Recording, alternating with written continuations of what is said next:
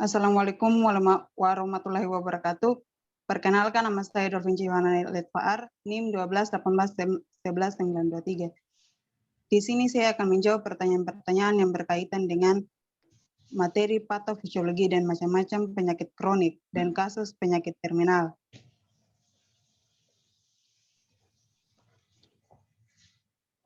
Pertanyaan pertama, bagaimana peran perawat dalam menghadapi pasien penyakit kronik?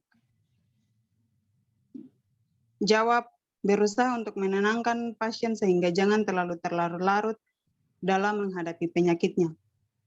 Yang kedua, bagaimana cara kita sebagai seorang perawat menyampaikan kepada pasien tentang penyakitnya yang tidak membuat pasien tersebut kehilangan kesehatan atau kehilangan rasa nyaman?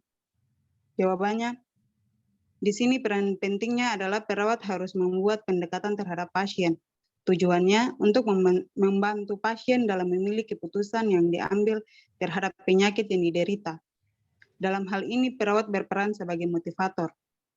Yang ketiga, ketika seorang pasien mengalami penyakit kronik, misalnya penyakit jantung yang sangat parah, apakah pasien tersebut masih bisa diselamatkan atau tidak? Kalau bisa, bagaimana cara penyembuhannya? Jawaban, ketika seseorang menderita penyakit jantung yang sudah sangat parah atau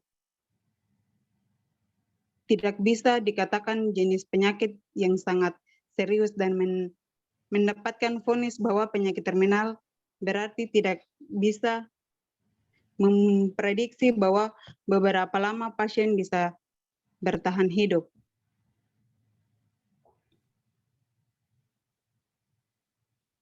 Yang keempat, jelaskan seperti apa itu penyakit kronis dan penyakit yang tergolong penyakit terminal dan bagaimana cara penanganannya.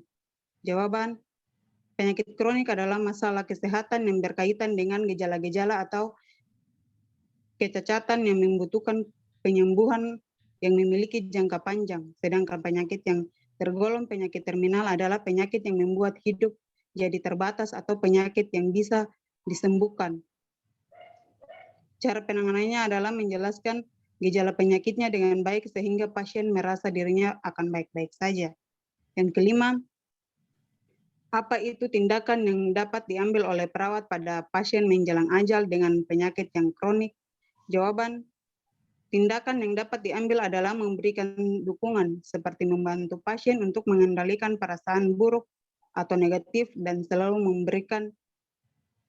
memberi perasaan positif selama proses menuju kematian. Kemudian pasien juga dibantu agar mempertahankan kepuasan pada kemampuan dan mempersiapkan diri menuju kematian. Yang keenam, apa penyebab penyakit kronik dan terminal?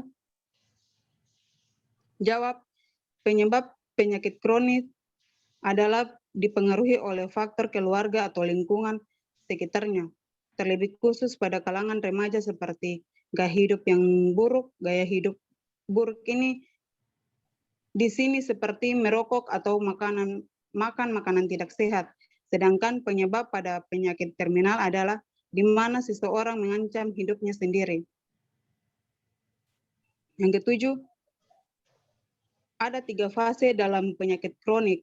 Jika salah satu tidak terdeteksi atau tidak diketahui, apakah hal tersebut bisa mempengaruhi hal lainnya? Jawab, mempengaruhi karena dalam 3 fase tersebut saling bergantungan. Yang ke-8,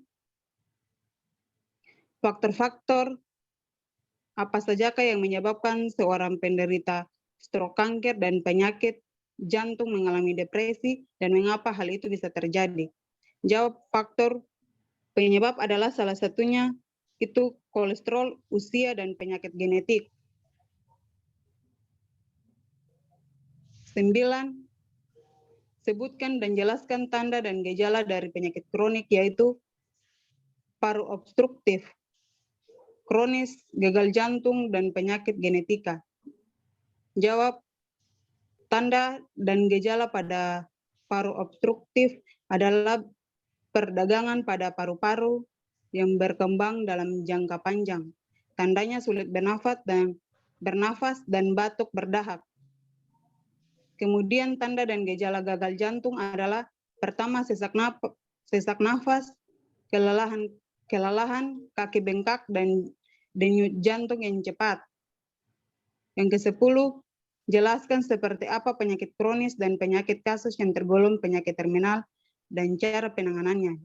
Jawab, penyakit kronis dan penyakit kasus yang tergolong penyakit terminal dan caranya adalah gangguan kesehatan yang berlangsung lama, kemudian penyakit kronik dan kasus penyakit kronis biasanya digunakan pada sebagian kasus, misalkan penderita penyakit demam berdarah. Sekian dan terima kasih.